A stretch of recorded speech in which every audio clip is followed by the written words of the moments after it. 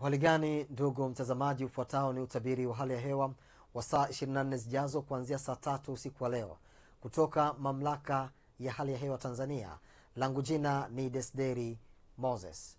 Mifumo ya upepo inaonyesha kuwa upepo unatarajiwa kuvuma kwa kasi ya kilomita 20 kwa saa katika ziwa Victoria, ziwa Tanganyika, ziwa Nyasa pamoja na maeneo yote yanayopatikana ukanda wa pwani ya kaskazini ya bahari ya Hindi.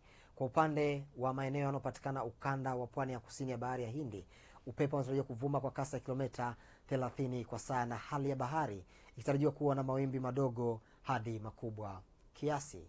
Mifumo ya anga inaonyesha uwepo wa viashiria vya mvua katika maeneo mbalimbali hapa nchini. Na usiku wa leo, ndugu mtazamaji, ni matarajio yetu kuwa maeneo yanayozunguka ukanda wa ziwa Victoria pamoja na yale yanayopatikana magharibi mwa nchi yetu yanatarajiwa kuwa na hali ya mawingu kiasi, mvua inayoambatana na ngurumo za radi katika maeneo machache. Maeneo ya nyanda za juu kusini magharibi, mkoa wa Ruvuma pamoja na maeneo ya nyanda za juu kaskazini mashariki, halikadhalika na maeneo yanayopatikana katika ukanda wa pwani ya kaskazini ya bahari ya Hindi isipokuwa mkoa wa Morogoro yanatarajiwa kuwa na hali ya mawingu kiasi, mvua katika maeneo machache, na maeneo mengine ya nchi yaliyosalia yanatarajiwa kuwa na hali ya mawingu kiasi na makavu kwa ujumla.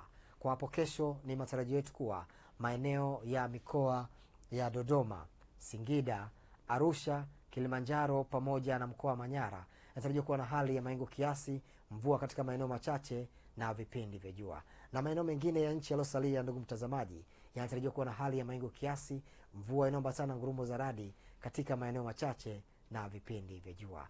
Na kutoka mamlaka ya hali ya hewa Tanzania, hatuna la ziada hadi wakati mwingine. Nikutakie usiku mwema.